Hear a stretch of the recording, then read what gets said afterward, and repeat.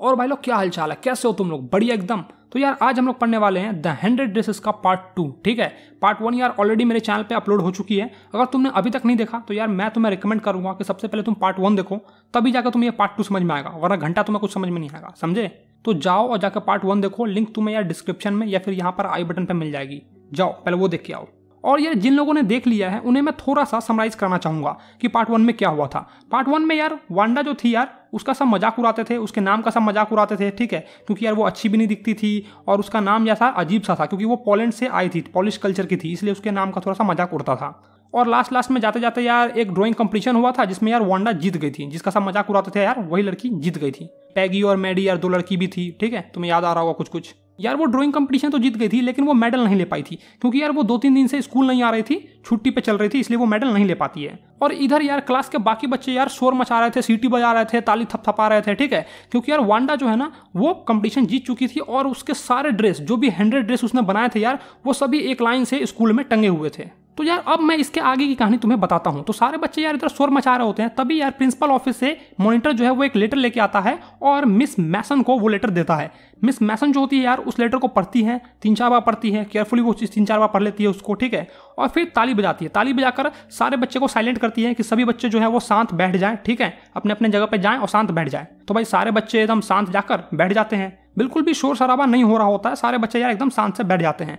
तब मैडम जो होती है, मिस मैसन जो होती है, वो कहती हैं कि मुझे वांडा के फादर का लेटर मिला है और मैं उस लेटर में क्या लिखा है वो मैं तुम्हें बताना चाहती हूँ। फिर यार मिस मैसन थोड़ी देर के लिए ठहर जाती है, साइलेंट हो जाती है और अपना जो ग्लास रखा होता है वहाँ पर यार उसको एडजस्ट करती है, उसको थोड़ा सा हटाकर, स्लोली सा हटाकर साइड में रखती है। और ये सब देखकर यार बच्चे समझ जाते हैं कि वांडा के फादर ने जरूर ही कुछ इंपॉर्टेंट लिखा होगा, इसलिए मैडम जो है इतनी साइलेंट है। फिर मिस मैसन कहती है कि सभी बच्चे ध्यान से इसे सुने। उस लेटर में लिखा होता है यार कि डियर टीचर, मेरी बेटी वांडा अब से आपके स्कूल में नहीं जाएगी और न ही जैक जाएगा। हो सकता है यार जैक जो है वांडा का भाई हो। ठीक है, आगे उसमें लिखा होता है कि हम लोग अब एक बड़े शहर में जा रहे हैं जहां पर कोई भी पॉलकर कह के हमें नहीं बुलाएगा और हमारे अजीब नाम का कोई भी मजाक नहीं उड़ाएगा, क्योंकि बड़े शहर में सभी के अजीब ढंग के नाम होते हैं। आपका आज्ञाकारी जैन पेट्रोन्स्की, जो कि यार वांडा के फादर थे। ठीक है, वांडा का फादर का नाम था जैन। और फिर यार जो भी इस लेटर में लिखा होता है वो सुनने के बाद यार सारी क्लास जो है भाई एकदम साइलेंट हो जाती है। ठीक है, एकदम यार शांति का माहौल छा जाता है। और मिस मैसन अपना रुमाल निकालती है, मुंह हाथ पोंछती है, गर्दन वर्दन पोंछती है, और जब ये सारी बातें वो बता रही होती है ना यार, तो उनका आवाज़ बिल्कुल ही धीमा होता है, बहुत ही मतलब शांत स्वभाव से बता रही होती है। कहने का मतलब ये है कि उनको इस बात का अफसोस था कि वांडा अब से स्कूल नहीं आएगी। फिर वो कहती हैं कि मुझे पूरा विश्वास है कि रूम नंबर 13 के कोई भी लड़कों ने या फिर लड़कियों ने जानबूझकर उसे हर्ट नहीं किया होगा, यानी कि वांडा को हर्ट नहीं किया होगा, जानबूझकर उसके नाम का मजाक नहीं उड़ाया होगा, उसके कलर का मजाक नहीं उड़ाया होगा। और मैं ये भी सोचना बेहतर समझूंगी कि जो भी कहा गया होगा वो ना समझदारी में कहा गया होगा, यानी कि बाय मिस्टेक कहा गया होगा। अगर किसी ने वांडा को कुछ कहा भी होगा तो वो गलती से कहा होगा, जानबूझकर नहीं कहा होगा। फिर मैडम आगे कहती है कि मैं जानती हूँ कि आप सब भी मेरे जैसा ही अनुभव कर रहे होंगे, जैसा मैं फील कर रही हूँ अभी वैसा ही आप लोग भी फील कर रहे होंगे। और मैं ये भी बताना चाहूँगी कि जो भी हुआ है वो बहुत ही दुख की बात है। ठीक है, बहुत ही शर्मिंदगी की बात है, ऐसा नहीं होना चाहिए था। और मैं आप सबसे आग्रह करूँगी कि प्लीज़ आप इस सब के बारे में सोचें। फिर यार इतना कहने के बाद यार मैडम चली जाती है और जो पहला पीरियड था यार क्लास का वो यार स्टडी पीरियड था, सब यार पढ़ रहे थे। ठीक है, और मैडी जो थी यार वो भी अपना लेसन जो है प्रिपेयर करने में लगी हुई थी, लेकिन उसका पूरा दिमाग यार प्रिपरेशन में नहीं लगा था। यार उसके पेट में कुछ अजीब सी फीलिंग होने लगी। ठीक है, और वो पैगी से पूछती है कि पैगी, क्या सच में तुम्हें आज तक कभी आनंद नहीं मिला था कि तुम बार बार वांडा से पूछती थी कि तुम्हारे पास कितने ड्रेसेस हैं, कितने ड्रेसेस हैं? मतलब कि यार मैडी ना पैगी को ये एहसास दिलाना चाहती थी कि तुम्हारी वजह से वांडा आज से स्कूल नहीं आएगी। फिर मैडी अपने आप को कोसती है कि चलो यार पैगी को तो ये नहीं पता था कि वो गलत कर रही है, पैगी ने कभी ऐसा सोचा नहीं था कि वो गलत कर रही है, लेकिन मुझे तो पता था ना कि वो गलत कर रही है। लेकिन फिर भी मैंने कभी पैगी को नहीं रोका, क्योंकि मैं कायर थी, मैं डरती थी कि कहीं वांडा के जगह पर मुझे सारी लड़कियां मेरी ना मजाक उड़ाने लगे। वो अपने आप को कोस रही है। फिर यार मैडी भगवान को याद करती है और कहती है कि हे भगवान, क्या कोई ऐसा तरीका नहीं है जिससे मैं वांडा के पास जाऊं और उसको बताऊं कि हमारा कोई भी ऐसा इंटेंशन नहीं था, यानी कि हमारी ऐसी कोई भी मतलब नहीं थी कि हम तुम्हें हर्ट करें, तुम्हारी भावनाओं को ठेस पहुंचाए, हम ऐसा बिल्कुल भी कभी भी नहीं चाहते थे। और ये सब कहते हुए वो पैगी की तरफ देखती है, लेकिन पैगी यार कोई भी रिप्लाई नहीं देती है। ठीक है, उसे कोई भी यार जवाब नहीं देती है, वो बिल्कुल ही शांत बैठी होती है। फिर वो अपने आप से कहती है कि चाहे पैगी को बुरा लगे या ना लगे, लेकिन मुझे तो बुरा लग रहा है और मुझे कुछ ना कुछ तो करना पड़ेगा। मुझे वांडा पेट्रोन्स्की के पास जाना पड़ेगा, उसे ढूंढना पड़ेगा, और हो सकता है कि शायद वो अभी शहर के लिए ना निकली हो तो वो मुझे मिल भी जाए, और उसे जाके बताना पड़ेगा कि वो ड्राइंग कंपटीशन जीत चुकी है और उसने जितने भी ड्रेसेस बनाए थे, जो भी 100 ड्रेसेस उसने बनाए थे यार, वो सारे के सारे बहुत ही सुंदर थे, ऐसा वो जाकर वांडा को बताना चाहती थी। और शायद पैगी भी मेरे साथ चलना चाहेगी, ऐसा मैडी सोचती है कि शायद पैगी और हम दोनों मिलकर वांडा के पास जाएंगे और वांडा को ये सब सारी चीज़ें बताएंगे। और फिर बाद में यार जब दोपहर में स्कूल की छुट्टी हो जाती है तो पैगी जो है यार वो मैडी से कहती है कि हे मैडी, चलो चलते हैं वांडा के घर और जाके उसे सॉरी कहते हैं। और मैडी ये सुनकर यार बहुत ही ज़्यादा खुश हो जाती है और वो सोचती है कि चलो यार पैगी को भी गिल्टी फील हो रहा है कि कहीं ना कहीं यार उसने वांडा के साथ गलत किया है। फिर यार वो दोनों जो है वांडा के घर जाने लगते हैं, जो कि यार बॉगिन्स हाइट्स में था। ठीक है, बॉगिन्स हाइट्स की गली में था। तो यार नवंबर का महीना था और थोड़ी मोड़ी यार बूंदा बूंदी हो रही थी। रोड जो है यार वो थोड़ी गीली थी, उदासी सी भरी हुई थी। फिर पैगी कहती है कि एटलीस्ट मैंने उसे कभी फॉरेनर तो नहीं कहा और न ही उसके नाम का मजाक उड़ाया। क्या उसके पास इतनी समझ नहीं थी कि हम उसका मजाक नहीं उड़ा रहे हैं, ये समझ सके वो? मैं तो उसे बुद्धू समझती थी, लेकिन देखो उसने कितने सुंदर सुंदर ड्राइंग बनाए हैं, ऐसा वो मैडी से कह रही थी। और ये सब सुनकर यार तुम्हें साफ साफ पता चल रहा होगा कि यार पैगी को भी अफसोस था कि उसने गलत किया है। यार पैगी का ऐसा कोई भी इंटेंशन नहीं था कि वो वांडा को हर्ट करे, ठीक है। लेकिन यार मैडी कुछ भी नहीं कहती है, वो बस आशा कर रही होती है कि वांडा अपने घर पर ही हो और हम लोग जाएं और वांडा को ये बताएं कि हम लोग उसके लिए गिल्टी फील कर रहे हैं, हम लोग उसके लिए सॉरी फील कर रहे हैं, और ये भी बताएं कि ये स्कूल जो है वो बहुत ही अच्छा स्कूल है, प्लीज़ तुम स्कूल छोड़कर ये ना जाओ, और अगर कोई भी तुम्हें तंग करता है तो मैं और पैगी दोनों ही यार तुम्हारे लिए लड़ लेंगे किसी से भी। मतलब कि यार वो दोनों ही एक फ्रेंडशिप का हाथ आगे बढ़ाना चाहते हैं वांडा की ओर, मतलब कि यार वांडा से वो दोस्ती करना चाहते हैं। फिर यार वो दोनों ही जल्दी जल्दी वांडा के घर की ओर बढ़ने लगते हैं और आशा करते हैं कि अंधेरा होने से पहले वो हिल के टॉप तक पहुंच जाएं। फिर यार मैडी एक छोटे से व्हाइट घर की ओर इशारा करती है, पॉइंट करती है अपना उंगली और कहती है पैगी से कि पैगी, मुझे शायद लगता है कि यहीं पर पेट्रोन्स्कीज रहते हैं। वो व्हाइट घर यार बिल्कुल ही भद्दा सा था, घास यार इधर उधर चिपके हुए थे, ठीक है, बिल्कुल ही भद्दा था लेकिन साफ था यार। और ये बात यार मैडी को वांडा की ड्रेस की याद दिला देती है, जो कि यार ब्लू कलर की ड्रेस थी, बिल्कुल ही भद्दी थी, तुम्हें याद होगा तो, लेकिन साफ रहती थी, बिल्कुल ही उस व्हाइट घर के जैसा। उस व्हाइट घर को देखकर ऐसा लगता था कि वहां पर कोई भी लाइफ एग्जिस्ट नहीं करती है, बिल्कुल एकदम खंडर सा था यार, जो होता है ना पुरानी गोविंदास की मूवी की या फिर 90s की मूवी की खंडर सा घर, वैसे एकदम खंडर सा घर लग रहा था, कुटिया लग रहा था, ठीक है। लेकिन फिर भी वो दोनों उस घर तक जाती हैं और दरवाजा को खटखटाती हैं, लेकिन यार कोई भी रिस्पांस नहीं आता है, कोई भी रिजल्ट नहीं आता है। फिर यार वो दोनों पीछे घर के पीछे जाती है, पीछे आंगन में जाके यार वहां भी एक गेट होता है तो वहां भी खटखटाती है, लेकिन यार वहां से भी कोई रिस्पांस नहीं आता है। तो उनको पूरा विश्वास हो जाता है कि पेट्रोन्स्कीज जो है वो जा चुके हैं यहाँ से और शायद वो अब अपनी गलती नहीं सुधार पाएंगे, ऐसा उन्हें लगने लगता है।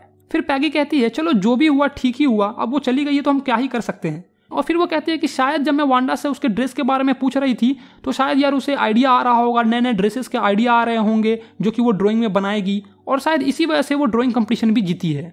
फिर यार वो दोनों अपने अपने घर चले जाते हैं, लेकिन यार मैडी को रात में यार नींद नहीं आती है। वो यार वांडा के बारे में ही सोच रही होती है, उसके ब्लू ड्रेस के बारे में सोच रही होती है, उसके छोटे से घर के बारे में सोच रही होती है, जो व्हाइट घर था भाई जहाँ पर वांडा रहती है, और वो वांडा के बनाए हुए वो सारे 100 ड्रेसेस के बारे में भी सोच रही होती है, जो कि यार क्लास में एक लाइन से लगी हुई थी।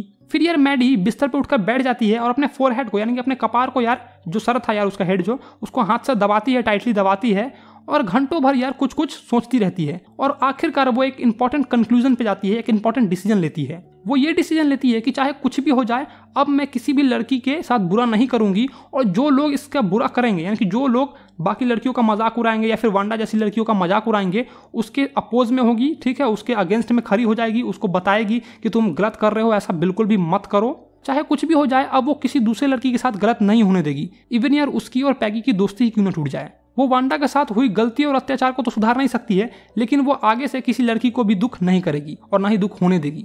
फिर यार सैटरडे को मैडी और पैगी यार दोनों साथ में दोपहर में एक लेटर लिखते हैं वांडा पेट्रोन्स्की के लिए, ठीक है, यानी कि वांडा के लिए वो दोनों यार लेटर लिखते हैं एज अ फ्रेंडली। यार वो लेटर में लिखना चाहते हैं कि वांडा, तुम जो है ड्राइंग कंपटीशन जीत चुकी हो, और जो यार तुमने ड्राइंग बनाई थी, 100 ड्रेसेस जो तुमने बनाए थे यार, क्या माशाअल्लाह था यार, मतलब दिल जीत लिया तुमने हमारा तो। और वो उस लेटर के थ्रू ये भी पूछना चाहते थे कि अब तुम कहाँ पर रह रही हो, मतलब यार तुम्हारा नया एड्रेस कौन सा है, और क्या जो तुम्हारे नए टीचर है वो तुम्हें पसंद करते हैं या फिर तुम उन्हें पसंद करती हो। मतलब कि यार कुल मिलाकर कहा जाए ना तो वो दोनों ही यार सॉरी कहना चाहती थी वांडा को। और वो उस लेटर को यार एंड इस ढंग से करती है कि मानो वो किसी अच्छे दोस्त को लिख रही है। वो लास्ट में यार XX का साइन बना देती है, जो कि यार एक लव का सिंबल होता है उन लोग के अकॉर्डिंग। और फिर वो मेल कर देती है बॉगिन्स हाइट्स में, जहां पर वांडा यार पहले रहती थी। और आगे वो उस लेटर पे ये भी लिखती है कि अगर वांडा अपने जगह पर नहीं है तो प्लीज आगे फॉरवर्ड कर दे।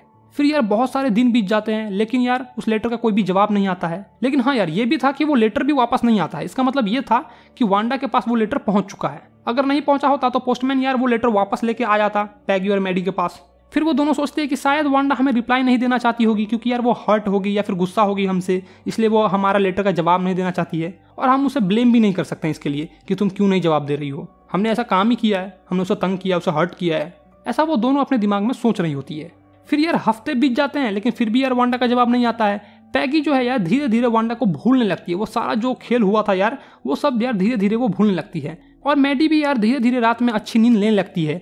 वो यार वांडा के बारे में सोचती रहती है कि कैसे यार वो वांडा को बचाती है बाकी लड़कियों से जो उसे घेर लेती है, जो कि यार उसके बारे में पूछ रही होती है कि तुम्हारे पास कितने ड्रेसेस हैं, उसके बीच सभा में से कैसे वो लड़की को बचा लेती है, मतलब कि वांडा को बचा लेती है। और कैसे यार वांडा के जवाब देने से पहले ही वो चिल्ला उठती है कि रुक जाओ, जवाब मत दो। मतलब कि यार वो दूसरी लड़कियों को भी बचाती है कि वो बाद में जाकर गिल्टी फील ना करे, जैसा वो अभी कुछ दिन पहले फील कर रही थी।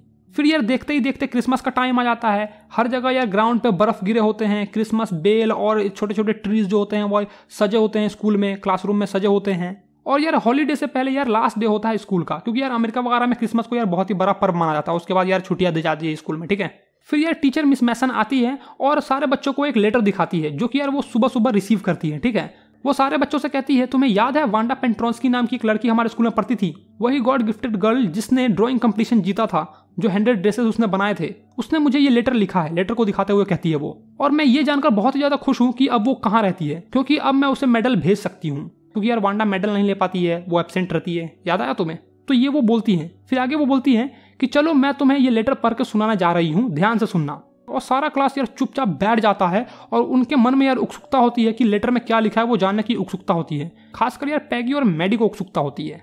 उसमें लिखा होता है, डियर मिस मैसन, आप कैसी हैं और रूम नंबर 13 के सारे बच्चे कैसे हैं। आप प्लीज उन सारी लड़कियों से कह दे कि जो 100 ड्रेसेस मैंने बनाए थे ड्राइंग कंपटीशन में वो सारे वो अपने अपने घर ले जा सकते हैं, क्योंकि अब मेरे नए घर में मेरे पास 100 अलग ड्रेसेस हैं जो कि बिल्कुल ही नए हैं और मेरे अलमारी में एकदम लाइन से लगे हुए हैं। और मैं चाहती हूँ कि जो ग्रीन कलर का ड्रेस है जिस पर रेड कलर का डिजाइन दिया गया है वो पैगी ले जाए और जो ब्लू कलर का है वो मैडी ले जाए एज अ क्रिसमस गिफ्ट, मतलब कि यार क्रिसमस का गिफ्ट समझ के वो अपने अपने घर ले जाए। मैं स्कूल को बहुत ही ज्यादा मिस कर रही हूँ और जो मेरे नए टीचर हैं वो आपकी पढ़ता तो कभी नहीं कर सकती है, मतलब कि आपके जितना तो अच्छी नहीं है, लेकिन वो भी ठीक है। और सभी को मेरी तरफ से मैरी क्रिसमस कहिएगा। आपकी आज्ञाकारी वांडा पेट्रोंस्की।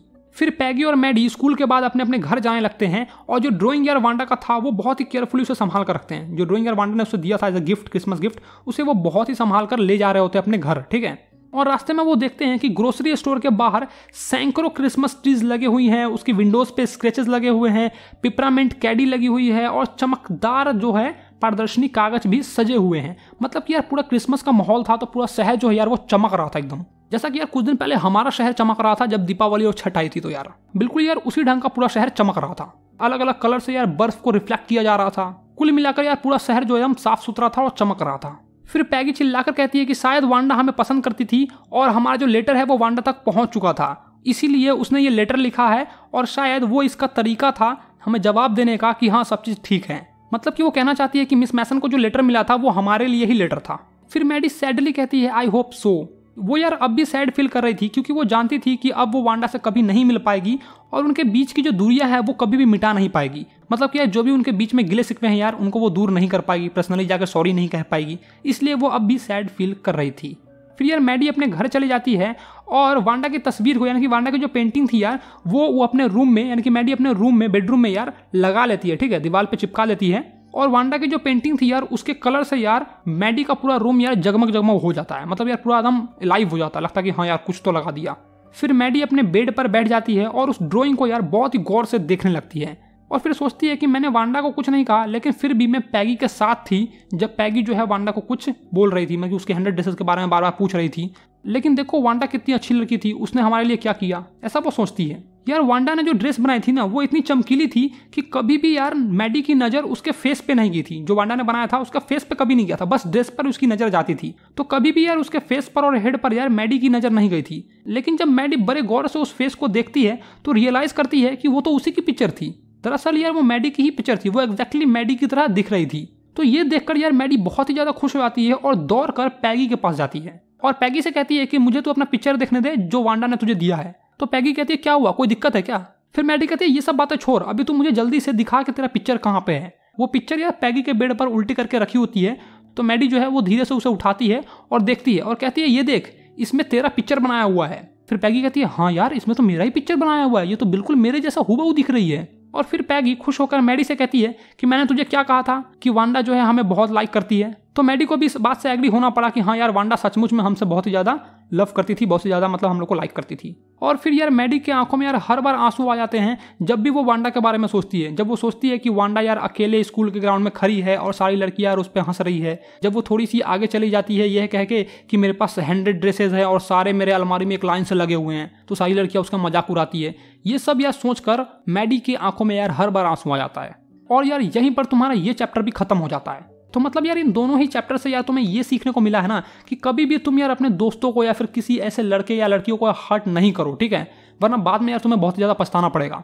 अगर यार किसी दोस्त से तुम्हारी लड़ाई हो गई है तो यार जाओ उससे माफ़ी मांगो, ठीक है, उसे सॉरी कहो और यार फिर से गले मिला लो यार, खुश हो जाओ। ऐसे भी यार तुम्हारे पास कुछ ही दिन बाकी है क्योंकि यार तुम्हारे 10th के बोर्ड हो जाएंगे, फिर यार वो अपने घर तुम अपने घर, फिर यार तुम अपने दोस्तों को याद करोगे, मिस करोगे यार तुम, और बाद में रिग्रेट भी फील करोगे, गिल्टी भी फील करोगे कि यार उससे मैंने लड़ाई कर ली, काश यार उससे लड़ाई नहीं की होती तो यार अच्छा दोस्त होता मेरा। सीधा सा मतलब है यार अगर तुम्हारी किसी से लड़ाई हो गई है तो जाओ यार उससे माफ़ी मांगो, गले मिलाओ और खुश रहो यार, एंजॉय करो। तो चलो यार वीडियो को लाइक करो और मुझे नीचे कमेंट में बताओ कि यार तुम्हारी जिस दोस्त से बनती नहीं थी क्या अब उससे तुम्हारी बनती है या नहीं बनती है, तुमने मेरा कहना माना या नहीं माना। और अभी तक तुमने अपने भाई का चैनल सब्सक्राइब नहीं किया तो क्या कर रहे हो भाई लोग, चैनल तो सब्सक्राइब कर लो। चलो तो मैं मिलता हूं तुम्हें नेक्स्ट वीडियो में, बाय बाय।